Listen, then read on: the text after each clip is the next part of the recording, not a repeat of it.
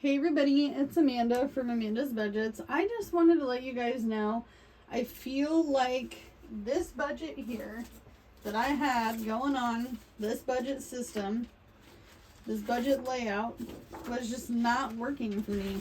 All of this stuff was starting to get not only really hard, but I'm going through a lot of stress. I have some personal things going on. And I'm not really at liberty to share right now, but I wanted to come on here for the end of June, because today is the last day of June, right? You know, I mean, we're closing it out. We're done. The bills are paid. We've got July's rent. We're doing all the things we're supposed to be doing. I didn't do as well this week because I did have my kiddos and I had a few scheduling trip ups. I totally forgot, honestly, about the endoscopy and the colonoscopy for my husband being this, week. And we really did try to fit in some gig working. And he did miss a couple days on his next check. But honestly, I really don't feel like it was all that bad, because we did all the things we sought out to do. We paid down some debts. It is what it is. I still haven't got any stickers for July yet. I've been lazy. I haven't gone to get any. If you're wondering where that comes from in my budget, I do buy supplies for this channel through my YouTube check. So let's go ahead and get into it. I did try to make this earlier, but it was way too choppy, and I kept having to take a time out and having to be less interrupted later in the day because, I'm not getting texts and phone calls and, hey mom, can I, will you, can I, do you have a second, stuff like that, which is fine. I love my kids, and I love that we all have phones now to communicate, but holy cow, you guys, it's been a week. So I'm going to be giving you guys some budgeting tools because I feel like a lot of people sell them and a lot of people don't give them away. This is for everybody in this budgeting community. I just wanted to make it simple as could be, as simple as possible. I also want to go over at the end of this video, or towards the end of this video, so you're just going to have to watch, my reason why I am doing things differently and why I am choosing to get out of debt and why I'm doing it now. So this is our budget breakdown. I did fiddle with it a little bit. I said, you know what? We can't be doing this like we are doing. I feel like I had a lot of wiggle room in the last couple of months to spend a little extra on things that weren't necessary. It wasn't necessary. Space rent is going to be the same, always is the same. However, because of stress, I wanted to make all this so much simpler. So I just made a list, okay? And I just broke it down into chunks. And I'll explain why I do that in a minute. Car payment is always $700. It is not my actual car payment.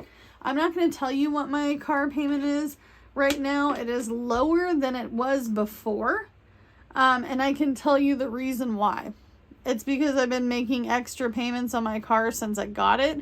I actually was making extra payments towards the end of my last debt journey, where I was, $11K in consumer debt and or 2 apartments and utilities and all the other things when I went homeless. And when I was sleeping in my car and I was waiting to get into a apartment of any sort that would take me because of my eviction, I said, I'm going to throw more money at my car payment now that I know that I'm still on the wait.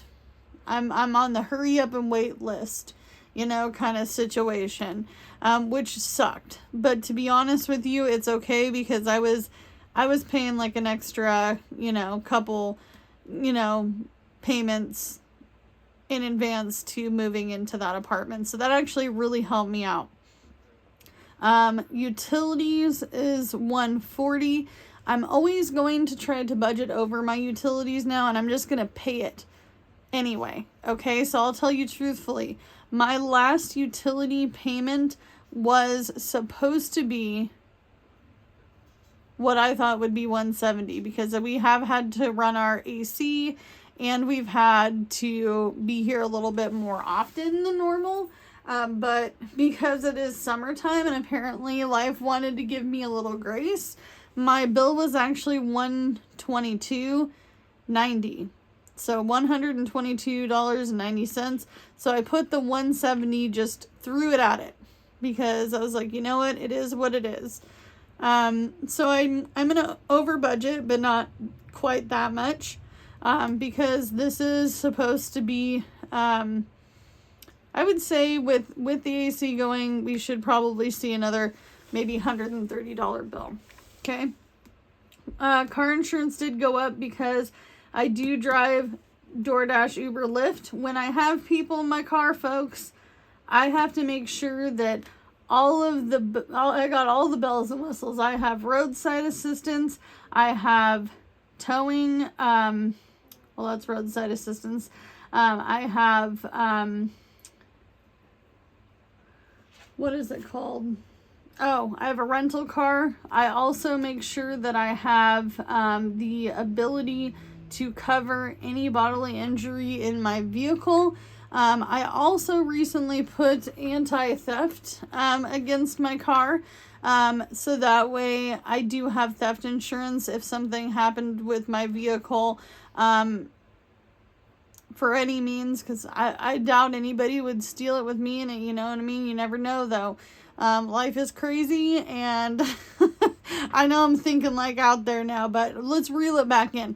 So essentially I got loan insurance. So if something happens to my vehicle and it costs more than the car is worth, or if it is stolen, it is covered.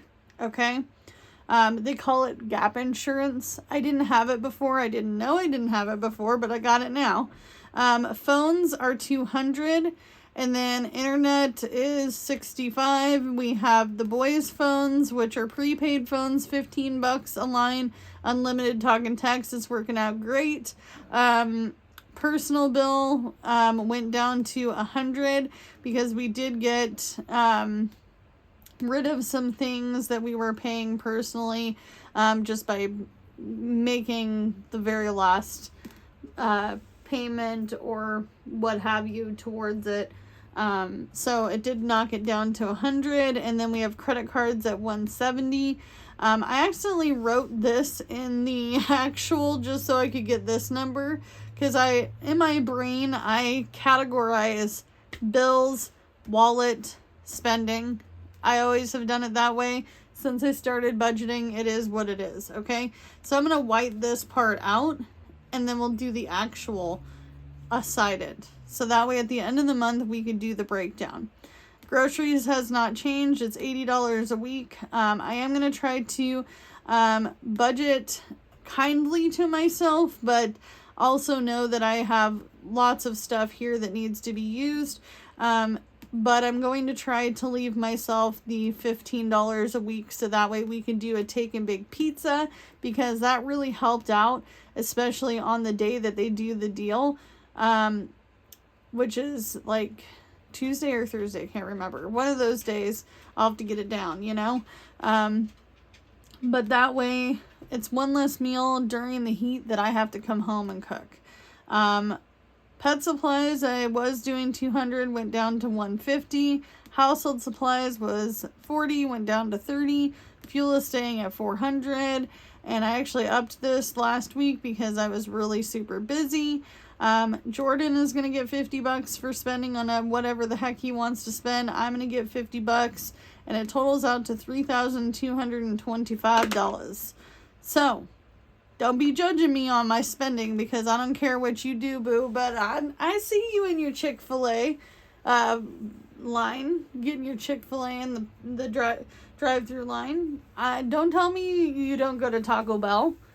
Don't tell me that you don't go to Hobby Lobby, because you're lying. That's not what this is for. But if I wanted to go below $50 at freaking Hobby Lobby, so be it, right? I'm not gonna. Honestly, I probably might put my money into something else, like savings challenges. Who knows? But this is our bare basic bones budget. That's what I would do if it was me. I'm not a professional, but this is what works, okay? So you get this sheet in the description below. It's going to be in a Google Drive, and then you're going to get these as well. So I'm going to start breaking it down by Amanda's paycheck, Jordan's paycheck. Then we're going to go to savings. Why did I put savings in front of bills, wallet, and sinking funds? Because I want to start putting a certain percentage of our income into savings, if all possible. I'm on the struggle bus sometimes, so I might not be able to. But I definitely want to be able to put something towards emergency fund and car maintenance, because that's just part of savings, and that will be a sinking fund. So, I mean, you do what you want to do with this, but at the same time, this is just how I categorize it. So savings should be like my Roth IRA, or my long-term savings, if I want to save for my next vehicle, stuff like that. Even though I do have it listed as a sinking fund, I still consider it general savings. And I might even make a general savings envelope. I also could start doing what's called transferring money into a savings account. Thought about that too. Bills. So this is where I'll list the bills. I wanted to give ourselves a chunk, because that's just how life is. Bills are going to happen. Wallet, that's going to be another category. My categories for my wallet are going to change. I actually got a wallet off of Temu last week, and it's an A7. That little mini wallet's driving me nuts. Okay, raise your hand if you got one and you don't like it. Me. Sinking funds, we just went over that. So there's going to be 4 weeks of this, because I get my pay weekly. Technically, I can get paid daily, because I could cash out at any time. But for kicks and giggles, we're doing weekly budget by paycheck, because that's how I've always done it. And then we will go from there. So let's talk about goals. By the way, this will be in the description box before I forget. And I do promise I will make sure that those work this time. Because the debt breakdown one, I don't know what happened, but I can't load it. So let's go over the budget and talk about things that we want to change and what our initial goal of getting out of debt is. So, as you know, I just recently did a debt confession. If you haven't seen it, I'll link it down below. But we did pay off 2 of our smaller debts this last month. So we paid off a total of almost $300 between the 2 of these by a penny.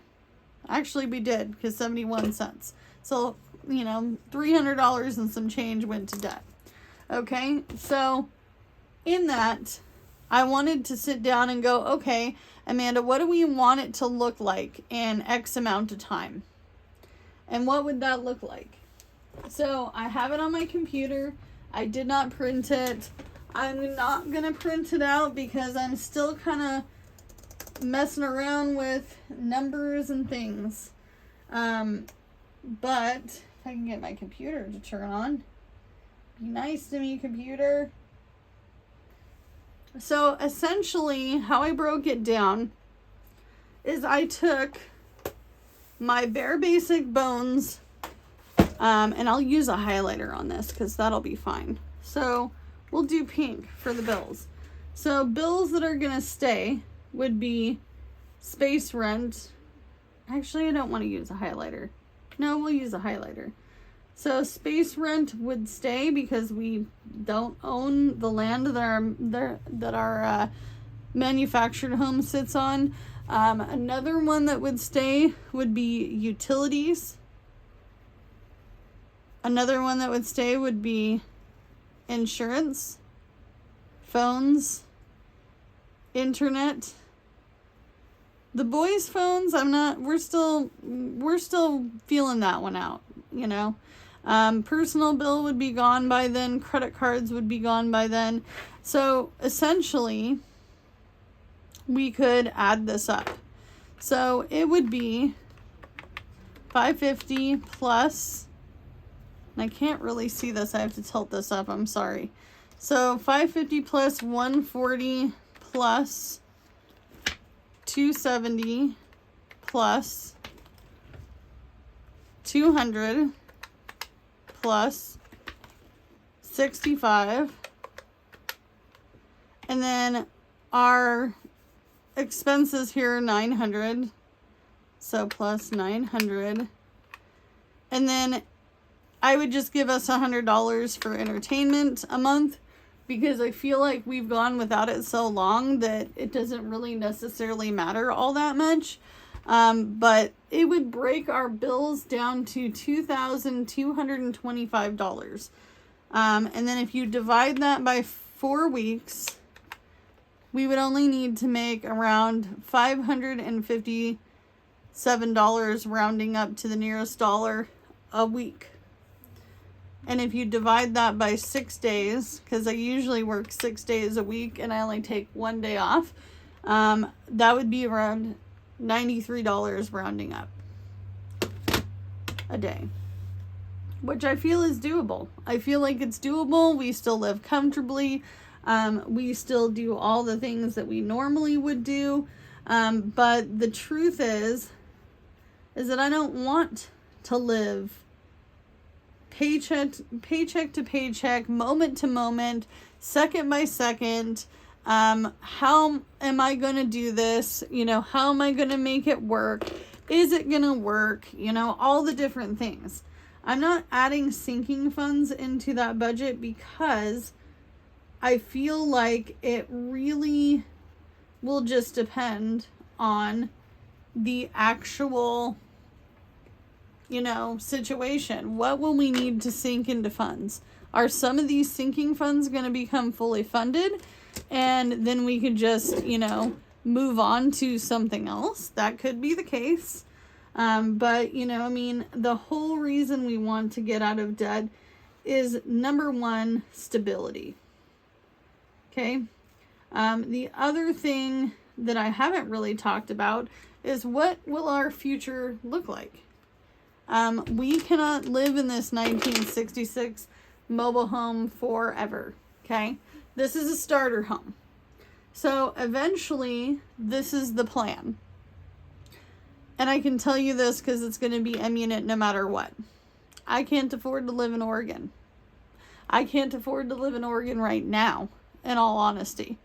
If I was to break this down and do it how a lot of professionals would suggest that I work my money, usually it's like the 20, 30, 40 method, whatever. I don't remember the exact numbers, so don't quote me. I'm just blurting stuff out. I think it was 50, 20, and 30. Oop, that was 300. Yeah, 50, 20, 30, whatever that method is. Essentially, you're supposed to be living on a certain amount of your income so that way you can have a future for yourself, right? Like Dave Ramsey says, live like no one else, so later you can live like no one else. So, and then you can give like no one else. That's kind of what we're hoping for. Does that mean that I'm going to be able to go get a home loan right now in this market? Hell no. Am I going to be able to do it here in my area, in my market? Hell no.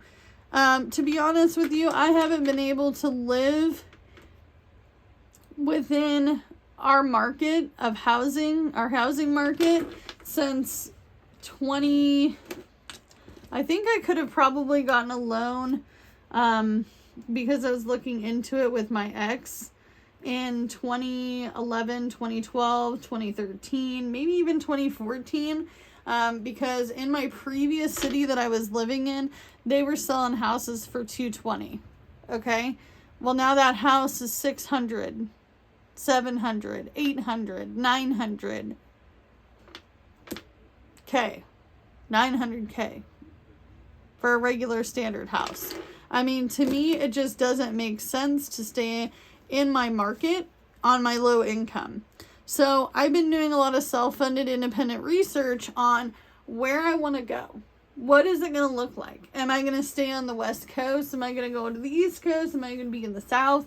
Like, where does that look like for me? Okay, so I need to be in a giant city with lots of job opportunities. They could be, because I do really like call center jobs. I've worked them in the past. I'm really good at them. I worked at a call center for 5.5 years. I worked for one of the biggest companies in all of technology. Everybody wants these products. They no longer are outsourcing in our area. And it is what it is. Would I go back to working for that company? Possibly. But ultimately, you guys, the idea would be for me to get out of where I'm living. Because living here is expensive. These numbers are higher than some of your guys's that I see in the budgeting community. You know, I'm looking at my budget going, man, Amanda, like, wait, what are we doing? But I can't just up and move. I can't just go, I'm going to go across the United States. I have kids. I've got animals. I've got a husband. He even mentioned the other day, he's like, our whole, whatever support system we have, which is basically our family, is built of friends at this point. And I don't know if we could just up and just be like, and let's go. But I definitely would say that eventually push will come to shove. I could also possibly see myself in the future doing something completely different for income. Because maybe I don't want to drive forever, but maybe the market that's not here, because my market's really good in the summertime. But if I could go to a big city where my market is more than likely booming like that all the time because of an airport, or maybe the population's really high, yes, it puts, more pressure because it's a competitive market. But at the same time, we're all working on an algorithm. So gig working is algorithm based. And I truthfully think that I'm already in the algorithm, and I probably could just continue on doing what I do. I don't hate my job. I actually really like driving, but I might not want to do it forever. Maybe I don't want to buy another vehicle that's going to be expensive and pay cash for it if I don't have to do it right away. A lot of people have asked me, well, Amanda, how come you don't find an at-home job? Well, if you have any suggestions, or you know of a company that would work with me being in Oregon, please let me know in the comments below. But 90% of the jobs that I find that are outsourced jobs are not based here. I see Georgia, Illinois, Kentucky. I see lots of southern states. And I know why they do it. And I'm not going to really talk into it too much because it's all about money. But truthfully, I don't want to be here forever. I don't want to be stuck doing the same thing, same song and dance forever. I'm never going to be able to afford a $600,000 home. I'm never going to be able to afford a $700,000 home. Ever. And it makes me sad because I grew up here and this is my home. But at the same time, and this is my home area, I didn't live here in this city for sure, or this town.